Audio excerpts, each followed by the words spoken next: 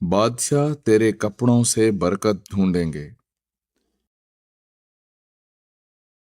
یہ حضرت مسیح موعود علیہ السلام کا وہ الہام ہے جو ایک پیشگوئی کا رنگ بھی رکھتا ہے۔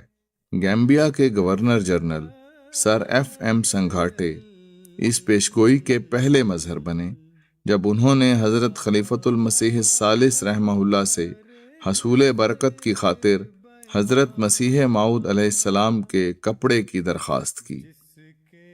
ہماری زندگیوں میں ایک لفظ کا بہت عمل دخل ہے اور وہ ہے برکت۔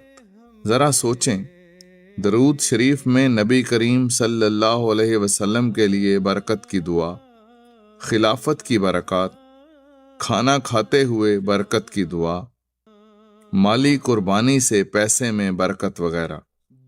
پس برکت کا یہ لفظ جس کے معنی خوشگوار اثر، ترقی یا زیادہ ہونے کے ہوتے ہیں، ہماری روزمرہ زندگی میں نہایت اہم ہے۔ انبیاء و اولیاء اللہ کا وجود بابرکت ہوتا ہے۔ اس بارے میں حضرت مسیح موعود علیہ السلام فرماتے ہیں، بباعث نہایت درجہ فنا فی اللہ ہونے کے اس کی زبان ہر وقت خدا کی زبان ہوتی ہے اور اس کا ہاتھ خدا کا ہاتھ ہوتا ہے۔ ایسا ہی ان کے ہاتھوں میں اور پیروں میں اور تمام بدن میں ایک برکت دی جاتی ہے، جس کی وجہ سے ان کا پہنا ہوا کپڑا بھی متبرک ہو جاتا ہے، اور اکثر اوقات کسی شخص کو چھونا یا اس کو ہاتھ لگانا اس کے امراض روحانی یا جسمانی کے ازالے کا موجب ٹھہرتا ہے۔ اسی طرح ان کے رہنے کے مکانات میں بھی خدا عز و جل ایک برکت رکھ دیتا ہے اور وہ مکان بلاؤں سے محفوظ رہتا ہے۔ خدا کے فرشتے اس کی حفاظت کرتے ہیں۔ اسی طرح ان کے شہر یا گاؤں میں بھی ایک برکت اور خصوصیت دی جاتی ہے۔ اسی طرح اس خاک کو بھی کچھ برکت دی جاتی ہے جس پر ان کا قدم پڑتا ہے۔ اے سونے والو جاگو، یہ حضرت مسیح موعود علیہ السلام کی انگوٹھی ہے۔ غور کرنے سے پتہ چلتا ہے کہ اس پر الیس اللہ بکافٍ عبدہ کے الفاظ لکھے ہیں۔ آئیے ان عظیم الشان کلمات کی تاریخ جانتے ہیں۔ جب حضرت مسیح موعود علیہ السلام کے والد محترم وفات پا گئے تو طبعاً حضور کے دل میں مستقبل کے بارے میں خیال پیدا ہوا کہ اب گزارا کیسے ہوگا۔ اس خیال کے ساتھ ہی ایک الہام ہوا جو ایک قرآنی آیت بھی ہے کہ الیس اللہ بکافٍ عبدہ، یعنی کیا اللہ تعالیٰ اپنے بندے کے لیے کافی نہیں؟ حضور علیہ السلام فرماتے ہیں کہ اس الہام نے عجیب سکینت اور اطمینان بخشا، پس مجھے اس خدائے عز و جل کی قسم ہے جس کے ہاتھ میں میری جان ہے کہ اس نے اپنے اس مبشرانہ الہام کو ایسے طور سے مجھے سچا کر کے دکھلایا کہ میرے خیال اور گمان میں بھی نہ تھا۔ میرا وہ ایسا متکفل ہوا کہ کبھی کسی کا باپ ہرگز ایسا متکفل نہیں ہوگا۔ میرے پر اس کے وہ متواتر احسان ہوئے کہ بالکل محال ہے کہ میں ان کا شمار کر سکوں۔ اس عظیم الشان الہام کی عظمت کے پیش نظر آپ نے امرتسر سے ایک انگوٹھی پر لکھوا لیا۔ حضور علیہ السلام کی وفات کے بعد یہ انگوٹھی حضرت مرزا بشیر الدین محمود احمد خلیفۃ المسیح الثانی رضی اللہ تعالیٰ عنہ کے حصے میں آئی۔ اسی طرح 1892 میں ایک دوسری انگوٹھی بنوائی گئی جس پر حضور کا الہام اذکر نعمتی اللتی انعمت علیک غرست لک بیدی رحمتی و قدرتی درج تھا۔ یہ الہامات اس بات کا اشارہ تھے کہ اسلام کو از سر نو زندہ کرنے کا مقصد جو آپ علیہ السلام کے سپرد ہونے والا تھا، اس میں اللہ تعالیٰ آپ کی خود تائید و نصرت فرمائے گا۔ حضرت مسیح موعود علیہ السلام نے یہ فرض کما حقہ ادا کیا اور اسلام اور حضرت صلی اللہ علیہ وآلہ وسلم کے دفاع میں اپنا قلم استعمال کیا۔ میرے وجود کی بھی یہ وہ دوات ہے جس میں سیاہی ڈال کر حضور اللہ تعالیٰ کی وحدانیت، قرآن کی عظمت اور نبی کریم صلی اللہ علیہ وآلہ وسلم کے عالی مرتبے کے ذکر میں کتب تحریر فرمایا کرتے تھے۔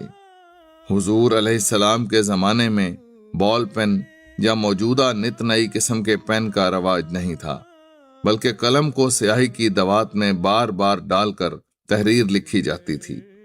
تصور کریں، اسی طریق سے حضور نے 85 سے زائد کتب تحریر فرمائیں جو ہمارے پاس روحانی خزائن کی شکل میں موجود ہیں۔ حضور سفر کے دوران بھی قلم، کاغذ، دوات ساتھ رکھا کرتے تھے۔ حضرت سکینہ بیگم صاحبہ رضی اللہ تعالیٰ عنہا اہلیہ ماسٹر احمد حسین صاحب فرید آبادی بیان کرتی ہیں کہ میں نے کئی بار آپ کو صحن میں ٹہلتے ٹہلتے لکھتے دیکھا۔ 2 دواتیں ہوتی تھیں، ادھر گئے تو ادھر سے دوات سے قلم بھر لیتے تھے اور لکھتے، ادھر گئے تو ادھر سے قلم بھر لیتے اور لکھتے۔ حضرت اقدس مسیح موعود علیہ السلام کے تحریر کرنے کا طریق بیان کرتے ہوئے حضرت صاحبزادہ مرزا بشیر احمد صاحب رضی اللہ تعالیٰ عنہ فرماتے ہیں، آپ کی عادت تھی کہ کاغذ لے کر اس کی 2 جانب شکن ڈال لیتے تھے تاکہ دونوں طرف سفید حاشیہ رہے، اور آپ کالی روشنائی سے بھی لکھ لیتے تھے اور بلیو بلیک سے بھی، اور مٹی کا اپلا سا بنوا کر اپنی دوات اس میں نصب کروا لیتے تھے تاکہ گرنے کا خطرہ نہ رہے۔ آپ بالعموم لکھتے ہوئے ٹہلتے بھی جاتے تھے، یعنی ٹہلتے بھی جاتے تھے اور لکھتے بھی، اور دوات ایک جگہ رکھ دیتے تھے۔ جب اس کے پاس سے گزرتے نب کو تر کر لیتے اور لکھنے کے ساتھ ساتھ اپنی تحریر کو پڑھتے بھی جاتے تھے۔ اور آپ کی عادت تھی کہ جب آپ اپنے طور پر پڑھتے تھے تو آپ کے ہونٹوں سے گنگنانے کی آواز آتی تھی اور سننے والا الفاظ صاف نہیں سمجھ سکتا تھا۔ اس مشکل کام کو تندہی سے انجام دینے کے لیے آپ علیہ السلام باقاعدگی سے چہل قدمی اور سیر وغیرہ کے لیے جایا کرتے تھے، اور اس دوران آپ چھڑی کا استعمال فرماتے تھے۔ حضرت ڈاکٹر میر محمد اسماعیل صاحب رضی اللہ تعالیٰ عنہ اس بارے میں فرماتے ہیں، آپ علیہ السلام عصا ضرور رکھتے تھے، گھر میں یا جب مسجد مبارک میں روزانہ نماز کو جانا ہوتا تب تو نہیں، مگر مسجد اقصیٰ کو جانے کے وقت یا جب باہر سیر وغیرہ کے لیے تشریف لاتے تو ضرور ہاتھ میں ہوا کرتا تھا، اور موٹی اور مضبوط لکڑی کو پسند فرماتے، مگر کبھی اس پر سہارا یا بوجھ دے کر نہ چلتے تھے جیسے اکثر ضعیف العمر آدمیوں کی عادت ہوتی ہے۔ کتنے خوش قسمت تھے وہ لوگ جنہوں نے حضرت مسیح موعود علیہ السلام کو دیکھا اور ان کے ساتھ چلے، ان کے ساتھ بیٹھے۔ مددگار ہو گیا اے ہوش و عقل والو۔ اب آپ حضرت مسیح موعود علیہ السلام کے استعمال میں رہنے والا کوٹ دیکھ رہے ہیں۔ یوکے جلسہ سالانہ کے آخری روز عالمی بیعت کے وقت حضرت خلیفۃ المسیح حضرت مسیح موعود علیہ السلام کا بابرکت کوٹ پہن کر افراد جماعت سے بیعت لیتے ہیں۔ حضرت ڈاکٹر میر محمد اسماعیل صاحب رضی اللہ تعالیٰ عنہ حضرت مسیح موعود علیہ السلام کے لباس کا ذکر کرتے ہوئے فرماتے ہیں، کوٹ عموماً باہر جاتے وقت ہی پہنتے، اور سردی کی زیادتی کے دنوں میں اوپر تلے 2 کوٹ بھی پہنا کرتے۔ اس وقت آپ حضرت مسیح موعود علیہ السلام جو عمامہ پہنا کرتے تھے اس کا کپڑا دیکھ رہے ہیں۔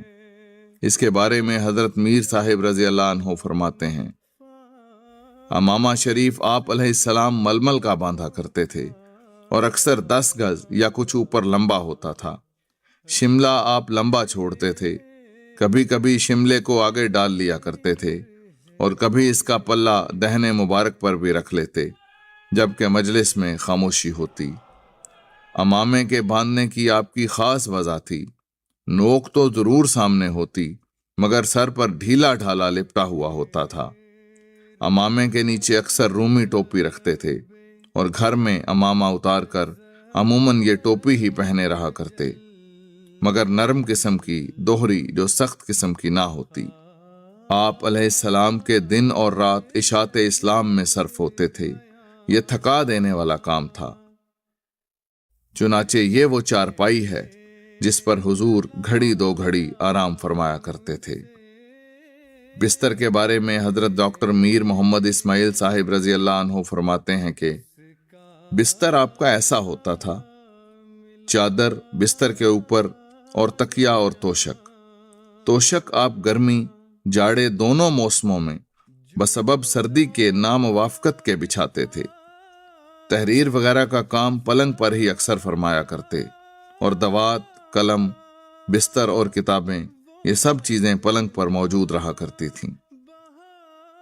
یہ تبرکات تو چند لوگوں کے پاس ہی ہوں گے، لیکن حضور علیہ السلام کی تحریرات، ملفوظات وغیرہ حضور کے چھوڑے گئے ایسے تبرکات ہیں جن سے ہم جب چاہیں جہاں چاہیں برکت حاصل کر سکتے ہیں۔ وہ خزائن جو ہزاروں سال سے مدفون تھے، اب میں دیتا ہوں اگر کوئی ملے امیدوار۔